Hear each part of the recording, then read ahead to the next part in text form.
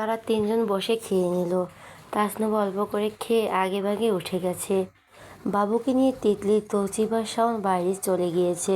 নিশ্চয়ই তিতলির আবদারে খাওয়া দাওয়া করে তার একটু হাঁটাহাঁটি করতে হয়। ইদানিং ভীষণ গুরুমুলু হয়ে যাচ্ছে সে। তার বরের খুব কষ্ট হবে কোলে নিতে। বরের কথা সে খুব ভাবে এখন থেকেই। তাসনুভা এসে দেখলো আনিস একা একা বসে ফোন টিপছে। তাসনুভা বলল, আপনি অফিস থেকে আজ দেরিতে ফিরেছেন? আনিস মাথা তুলে তাকালো। হ্যাঁ, কলিগদের সাথে ছিলাম, সবারই দেরি হয়েছে আজ। আনিস আবারও ফোনে চোখ রাখলো। তার কিছুক্ষণ পর ফোন ধরা যাবে না, তাই সময়ের মধ্যে তার কাজ সেরে নিচ্ছে।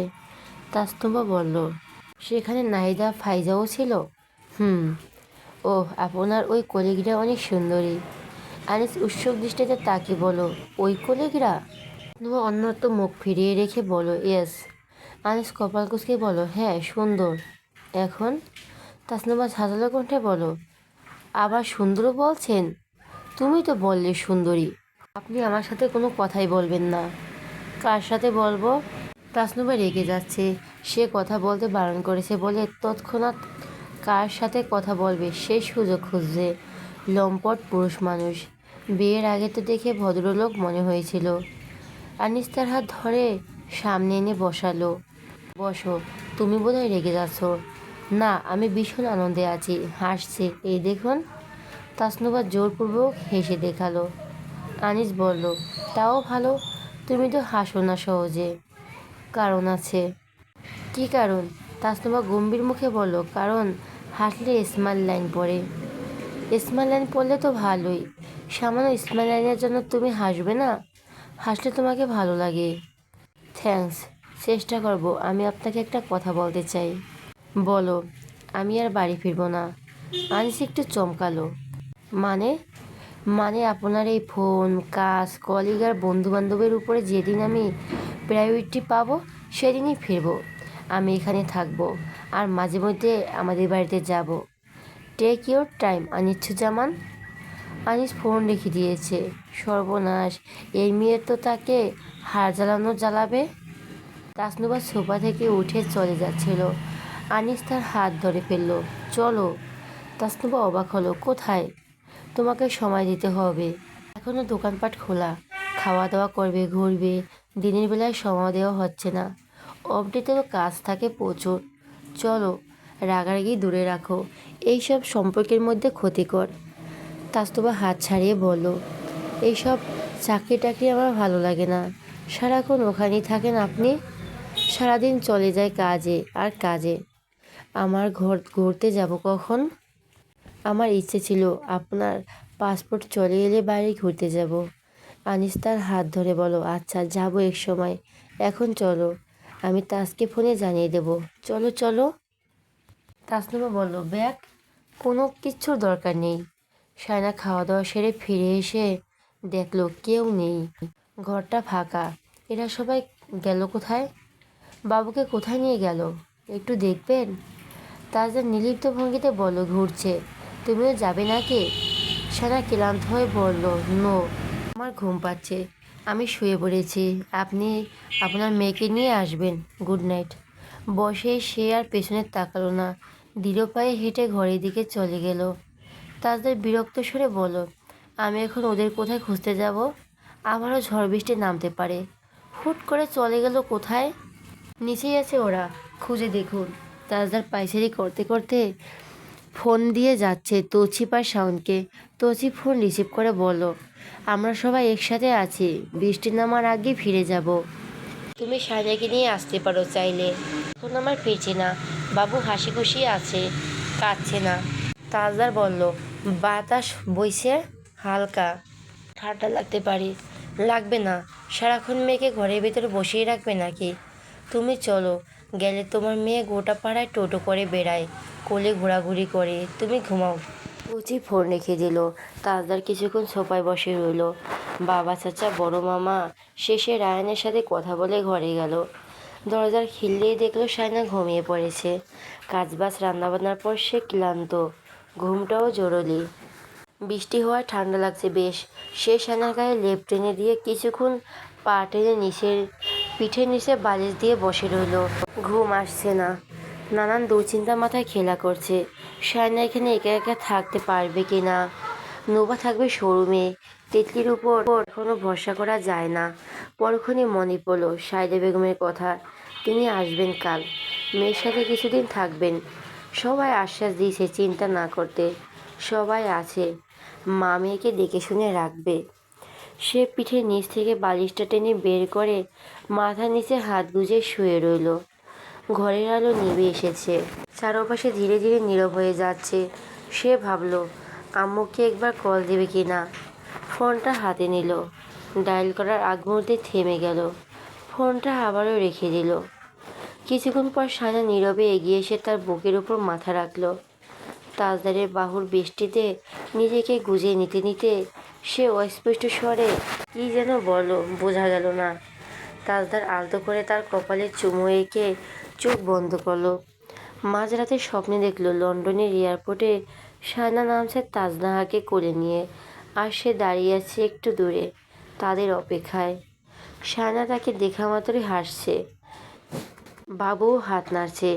ড্রয়িং রুমে তৌছিপ তিতলির গলার আওয়াজ শুনে চোখ ছুটে গেল।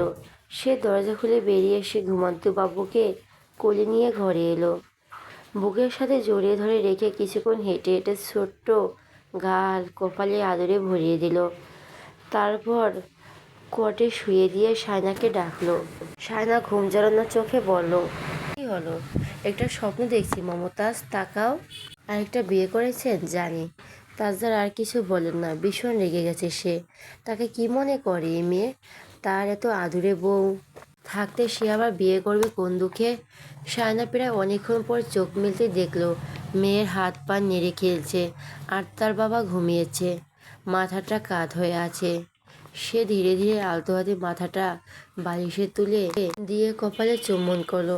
তাজদার আচমকা বুকে হাত ভাঁজ করে পাশ ফিরে শুয়ে পড়ল। সায়না তার বাহুতে থুতনি ঠেকিয়ে বলল, জেগে থেকে আদর নেওয়া হচ্ছে। তাজদারের চুলে হাত গুলিয়ে দিল।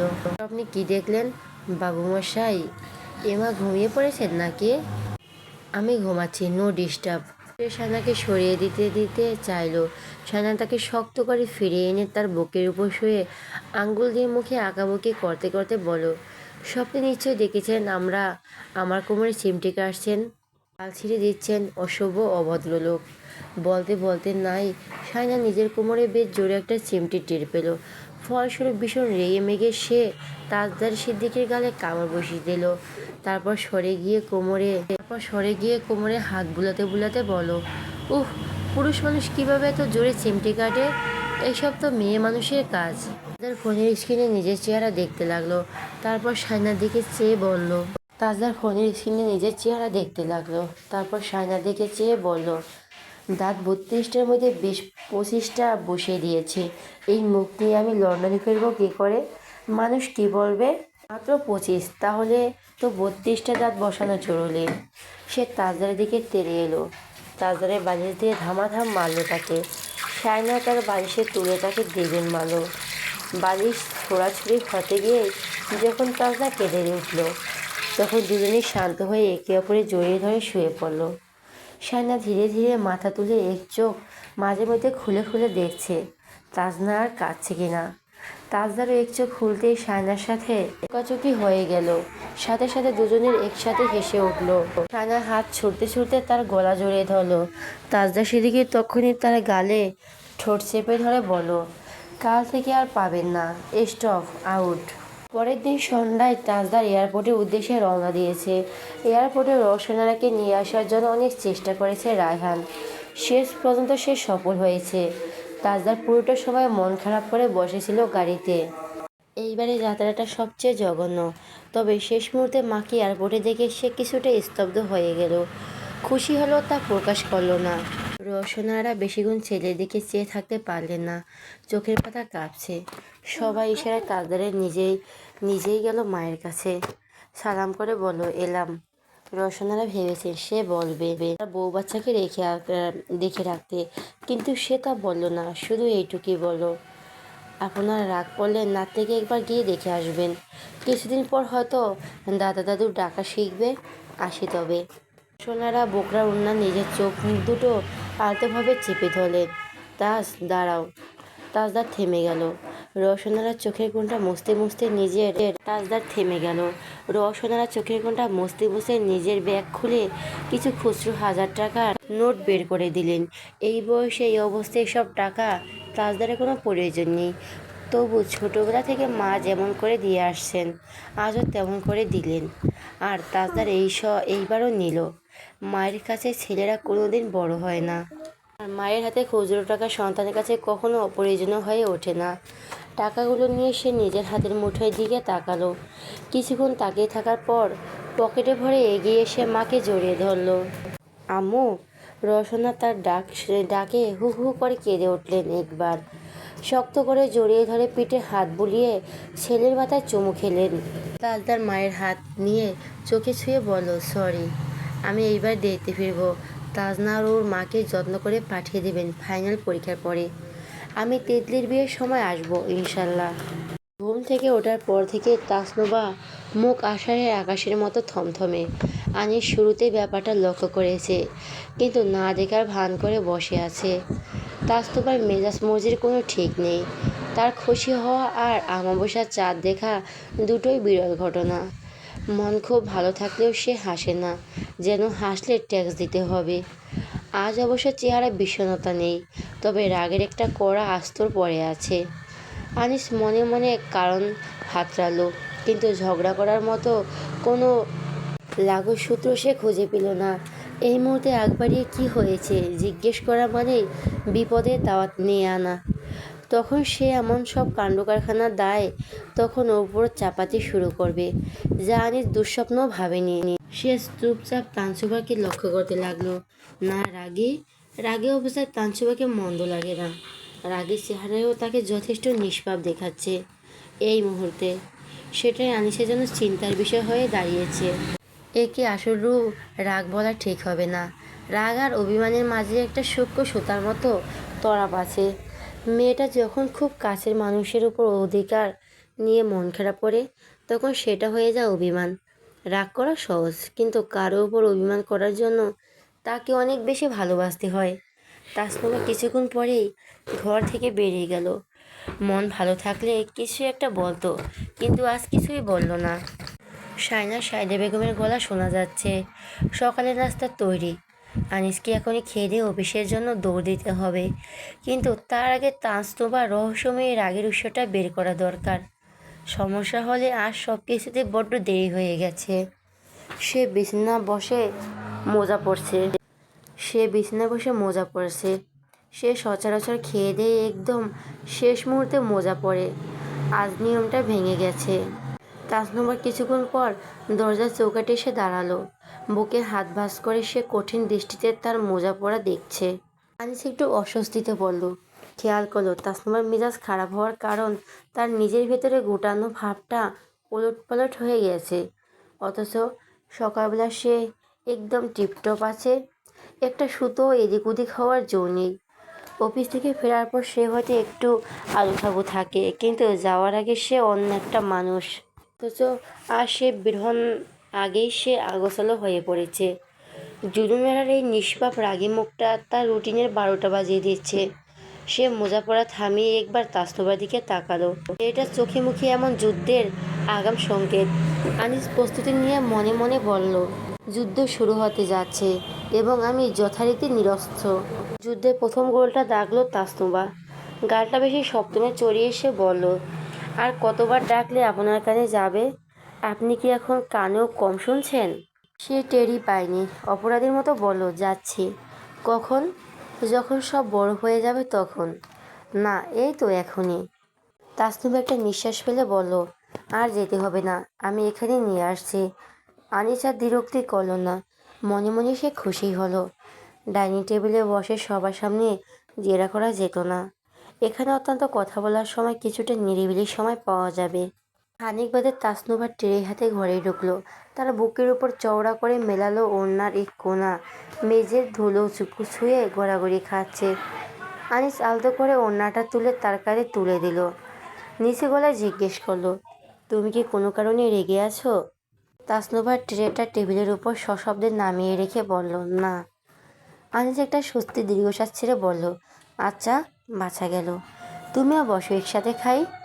তাসনুভা গোমট মুখে বলল, একসাথে খাবো বলে এখানে এনেছি, একা খাওয়ার শখ আমার নেই। আনিস তখন বিছানায় বসে। সে নিজের পায়ের দিকে তাকিয়ে এক মুহূর্ত ভাবল, আজ আর মোজা পরা হবে না। নিয়ম যখন একবার ভেঙেই গেছে, তবে পুরোটা ভাঙাই ভালো। সে ধীরে ধীরে মোজা জোড়া খুলে ফেলল। আর চোখে সেটা দেখলো, কিন্তু কিছু বলল না, শুধু ঠান্ডা গলায় নির্দেশ দিল, খাওয়া শুরু করার আগে হাতটা স্যানিটাইজ করে নিন। হাত না ধুয়ে আবার খেতে বসবেন না। বাধ্য ছেলের মতো হাত ধুয়ে এলো।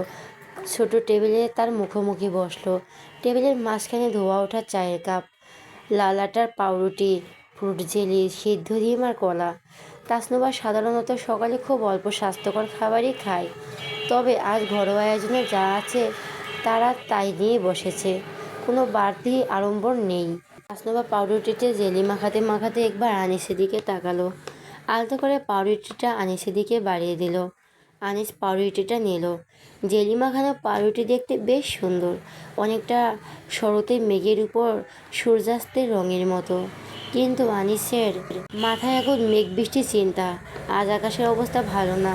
সে পাউরুটিতে একটা কামড় দিয়ে নরম গলায় বলল, রাগের কারণটা যদি দয়া করে একটু জানাতো, তাহলে আমার অফিসের যাত্রাটা বেশি নিঝঞ্চার মত হতো। মনটা খসখস করছে। তাসনুভা চায়ের কাপে চুমুক দিল। ধোঁয়াটা চায়ের আড়ালে তার মুখটা খানিকক্ষণ অস্পষ্ট হয়ে রইল। তারপর সে নিস্পৃহ গলায় বলল, রাগ করার জন্য কি সবসময় কারণ লাগে? কারণ ছাড়া কি রাগ করা যায় না? আনিস একটু থমথমে খেলো। এই ধরনের তর্ক জেতা অসম্ভব, তাই সে শান্ত স্বরে বলল, অবশ্যই যায়, তবে কারণটা জানা থাকলে সমাধান খোঁজা সহজ হয়। তাসনুভা এবার তার সেই বড় বড় চোখ তুলে তার দিকে তাকালো। সব কিছু সমাধান হওয়ার দরকার নেই, কিছু জিনিস অমীমাংসিত থাকাই ভালো। এই কথায় আপনি বলেন। আনিস পাউরুটিতে টুকরে দিয়ে মুখে দিয়ে চিবোতে চিবোতে বলল, তুমি আমাকে দুশ্চিন্তায় ফেলে যে আনন্দটা পাও, সেটা আমি তোমার কি হয়? এই যে আমি এখন অফিসে যাব, সারাক্ষণ মাথার ভিতরে তোমার এই মুখ ভার ঘুরে বেড়াবে। কলম ধরতে গেলে মনে হবে কোথাও একটা ভুল করে ফেলেছি, ফাইল খুঁজলে মনে হবে ফাইলে ভুল আছে। এই অস্বস্তিটা দিয়ে তোমার লাভটা কি? তাসনুভা চায়ের কাপ নামিয়ে রাখলো। চোখের কোণে একটা চিকচিকে আলো দেখা দিল। খুব শান্ত গলায় বলো, মাঝে মাঝে দুশ্চিন্তা হওয়ার স্বাস্থ্যের জন্য ভালো, এতে হার্ট সচল থাকে। আনিস দীর্ঘশ্বাস ছাড়ল। আমার হার্ট এমনিতেই সচল, তোমার এই অজানা রাগের চোটে সেটা আমি রীতিমতো দৌড়াচ্ছে। তাসনুমার এবার একটু নড়েচড়ে বসলো। একটা ডিম আনিসের প্লেটে তুলে দিয়ে বলল, বেশি কথা না বলে ডিমটা খেয়ে ফেলুন। সেটা খাবো, কিন্তু কেন রেগে আছো সেটা বলে দাও। বলে দিলে কি হবে? হতে তো অনেক কিছুই পারে। আমি শুনতে চাই। আনিস ডিমটা মুখে দিয়ে তার দিকে চেয়ে রইল। তাসনুমা ভরু নাচালো, হাত ঘুরিয়ে বলল, অমনি কথা বন্ধ। পানির গ্লাস টেনে নিল, গলা ভিজিয়ে বলল, আচ্ছা, অফিস থেকে এসে বাকি কথা হবে। যেহেতু বলতে চাচ্ছ না, আমি জোরাজুরি করবো না। আনিস দ্রুত হাতে খাওয়া দাওয়া শেষ করে চেয়ার ছাড়লো। ঘড়ির কাঁটা এখন তাকে তাড়া দিচ্ছে, কিন্তু মনের ভেতরে কৌতূহলটা তখনও থিত হয়নি। অফিসের উদ্দেশ্যে বেরিয়ে পড়ার ঠিক আগ মুহূর্তে সে আচমকা তাসনুভার পিছনে গিয়ে দাঁড়ালো। নিচু হয়ে ওর কাঁধে খুব কাছে মুখ নিয়ে ফিসফিস করে বলল, ওটাকে একটু ছুটি তো দিতে পারো, বেচারারা কত খাটুনি খাটবে। তাসনুভা আস্তে করে বলল, ওকে। মাথা দিয়ে তার মাথাটা একটা টোকা দিয়ে আনিস বলল, আল্লাহ হাফেজ, আল্লাহ হাফেজ। আনিস বেরিয়ে গেল। তাসনুভা দ্রুত পায়ে বারান্দাতে গিয়ে দাঁড়ালো। আগের কারণটা ছিল, কাল রাতে সে খেয়াল করেছে আনিসুজ্জামান তার বিজনেস পেজটা এখনও ফলো দেয়নি। এই সামান্য অবহেলার জন্য তার অভিমান আকাশ ছুঁয়েছে। কিন্তু আনিসুজ্জামানের তার সেই সূক্ষ্ম অভিমান বিন্দুমাত্র আঁচ করতে পেরেছে কিনা তা নিয়ে তার বিস্তর সন্দেহ। মন খারাপ নিয়ে ভাবতে ভাবতে অজানায় কৌতূহলে সে মোবাইল হাতে নিয়ে আনিসুজ্জামানের আইডিতে ঢুকলো। আর ঢুকেই তার বুকটা ধক করে উঠল। আনিসুজ্জামান তার পেজটা শেয়ার দিয়ে লিখেছে, এটা আমার বইয়ের পেজ, ভাই বন্ধুরা সবাই ফলো দিন। তাজদার সেদিকে কমেন্ট করেছে, তোর যে বউ আছে এটা তো জানতামই না ভাই। হা হা রেক পড়েছে সেই মন্তব্যে। তৌসিফ কমেন্ট করেছে, বোঝা যাচ্ছে এই পোস্টের পেছনে পাশের বাসার ভাবির অনেক চোখের পানি আছে। কমেন্ট করেছে, নির্ঘাত কোনো বিশাল ঝগড়া হয়েছে আর সেই ড্যামেজের কন্ট্রোল করতেই আনিস সাহেবের এই আকুতি। ভাই, আমার বেঁচে থাকো। তাসনুবার ঠোঁট কামড়ে হেসে ফেলো। ঠিক তখন নিচে তাকিয়ে দেখলো আনিস বাইক স্টার্ট দিচ্ছে। তার হাসি মুখ দেখে সে কপাল কুঁচকে চেয়ে আছে, কিছুটা বিচলিত কিন্তু বিভ্রান্ত হয়ে। মানে রাগের কারণ ওটা ছিল? সত্যি এই মেয়েটা পারে বটে। তাসনুবা তাকে ওভাবে তাকিয়ে থাকতে দেখে ভীষণ লজ্জায় পড়ে গেল। নিজের এই বারান্দায় গ্রিল ঘেঁষে থাকা টব থেকে একটা ফুল ছিলে সে নিজের দিকে ছুঁড়ে মারলো। তারপর এক ছুটে ঘরের ভেতরে চলে গেল। টুপ করে গিয়ে পড়লো আনিসের হেলমেটের কাছে। আনিস বাইক থামিয়ে ফুলটা হাতে নিল, ছুঁয়ে দিল, কিন্তু ফুল তো দিল। তাজদা সেদিকে গম্ভীর গলায় বলো, না আর সম্ভব না, এখানে একটা বিয়ে। তাজদা সেদিকে গম্ভীর গলায় বলো, না আর সম্ভব না, এখানে একটা বিয়ে আমাকে করতেই হবে। প্র্যাকটিক্যাল চিন্তা করে দেখলাম একটা মাত্র বউ নিয়ে সুখী হওয়া অসম্ভব ব্যাপার। বিজ্ঞানী সূত্র মতে ইম্পসিবল। জীবনে বৈচিত্র্য দরকার। ওপাশ থেকে বিন্দুমাত্র বিচলিত না হয়ে ঝরঝরে গলায় জবাব এলো, বিয়ে যখন করবেনি তখন কিছু জরুরি আলাপ সেরে ফেলি। বাংলাদেশ থেকে কি আমি বেনারসি পাঠিয়ে দেব? দাদুর দেওয়া গয়নাগুলো কিন্তু আলমারিতে তোলা আছে, বেশ পুরনো গয়না, খাঁটি সোনা আছে ওতে। ওগুলোতে পাঠিয়ে দিচ্ছে, নতুন করে সোনা দানা আর কোনো দরকার নেই। হাদিস তৌসিফকে আছে, বিয়েতে যত কম খরচ বরকত তত বেশি। কি বলেন? আপনার দ্বিতীয় বইয়ের জন্য দোয়া রইল। কিছুক্ষণ স্তব্ধ হয়ে দাঁড়িয়ে রইল। রাগটা ফেটে বের হওয়ার কথা, কিন্তু অদ্ভুত কারণে তার গলা দিয়ে কোনো শব্দ বেরোলো না। মানুষের রাগ কি বাষ্পীভূত হয়ে মেঘ হতে পারে? না, এরকম একটা বেঈমান বউ ঘরে ঘরে থাকা দরকার। সে কেন একা একা এই আগুনে পুড়ে খাক হবে? সবার পোড়া উচিত। আনন্দময় মোড়ক সারা দেশে ছড়িয়ে পড়া প্রয়োজন, ভীষণ প্রয়োজন। সায়না বুকের নিচে বালিশ রেখে যে পা নাড়াতে নাড়াতে বলো, আমার সতীনকে আমি কী কী দেবো তার লিস্ট আমি তৈরি করে দুপুরের মধ্যে আপনাকে পাঠিয়ে দিচ্ছি। কথা দিচ্ছি আমি খুব ভালো সতীন হব। তাজদা রেগে বলো, তুই ওটাই পারবি। আম্মা আমাকে একটা বেইমানের, তুই আমাকে আর ফোন দিবি না বেইমান। সায়না হেসে হেসে বলল, সতীন আসার পর আর দেবো না। সতীন আসার আগেই তো দিতে পারি। না দিবি না। দেবো সতীন। আরেকবার সতীন করলে দেশে এসে তোর গলা টিপে ধরবো। সায়না হেসে উঠল আরও জোরে। ভাদ্র মাসে কুকুর পাগল হয়, শ্রাবণ মাসে কি মহিষও পাগল হয় নাকি? এই বেইমান মহিষ কাকে বলছো? মহিষকে না না যে গফুস গফুস করে মহিষের মাংস খায়, গপ গপ গপ গপ করে। হা হা, তোমার মনে এক ফুর্তি কিসের? আমি তো দেশে নেই। বলবো? বলবি না? তুই করে কেন করছেন তাজদার সাহেব? কে ভালো কথা বলে তুই শুনিস? তুইও তো শুনিস না। তাজদা চুপ হয়ে গেছে, নিঃশ্বাস নিতে পর্যন্ত ভুলে গেছে।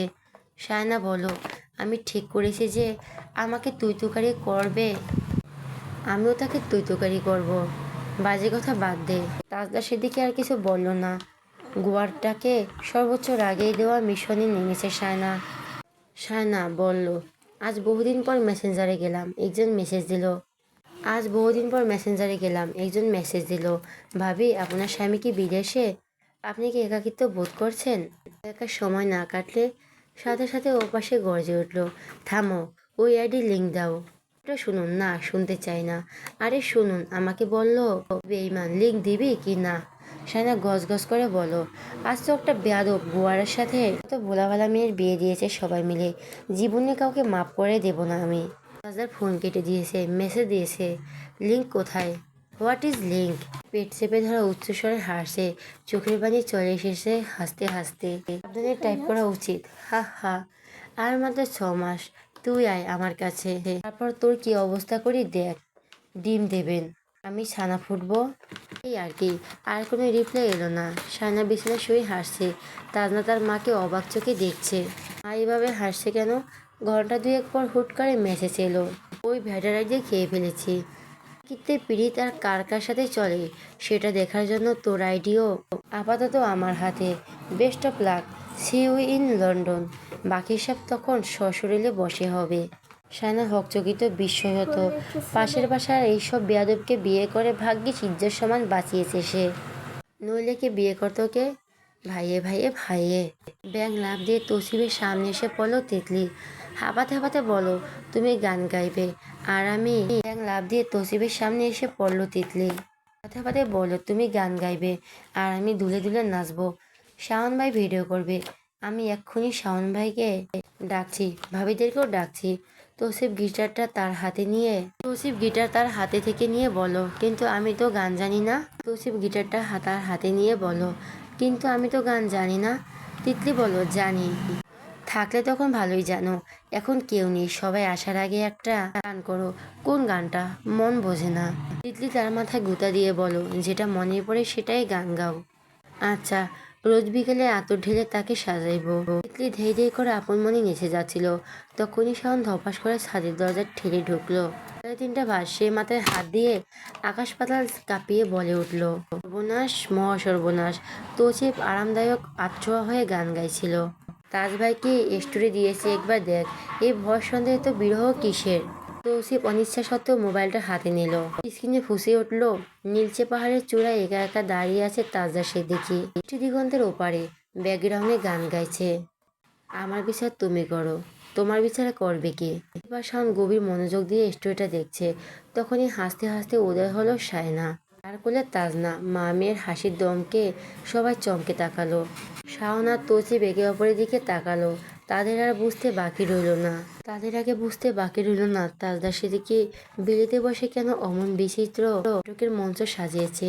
এই জ্ঞান কার জন্য আর এই বিচার কার কাছে চাওয়া হচ্ছে, সেটা দিবালোকের মতো পরিষ্কার।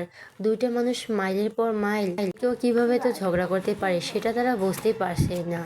নরা বেগম নাতির সাথে কথা বলতে বসেছেন। পুত্রবধূ রওশনারা আর নাতি বউকে বাড়ি নিয়ে আসার পর তিনি বেশ খোঁজমেজাজে আছেন।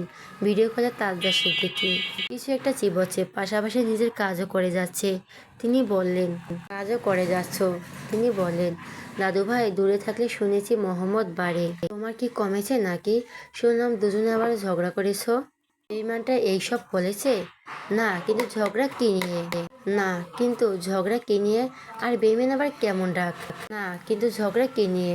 আর বেইমান আবার কেমন ডাক? তার গুমোট চেহারায় বলো, ওকে জিজ্ঞেস করো। এত রাগ কেন? এমনি। এমনি আবার কি? দূরে থেকে এত ঝগড়া করতে আছে বুঝি? পাশে সায়না চুপটি করে বসে আছে। ক্যামেরা তার দিকে ঘুরলে তাজদারকে জিহ্বা বের করে দেখাচ্ছে। তাজদার বলল, আছি বলেই তো ঝগড়া করছি, কানে এলে বলবে না বলেছ? তাজদার বিরক্ত, মহা বিরক্ত। ওটা আবার বলে দিতে হয়? থাকতে ঝগড়া হয় আর কাছে এলে শুধু ভালোবাসাবাসি হয়। ননসেন্স, কেউ বোঝেও না সেটা, তারও গাধিটাও না।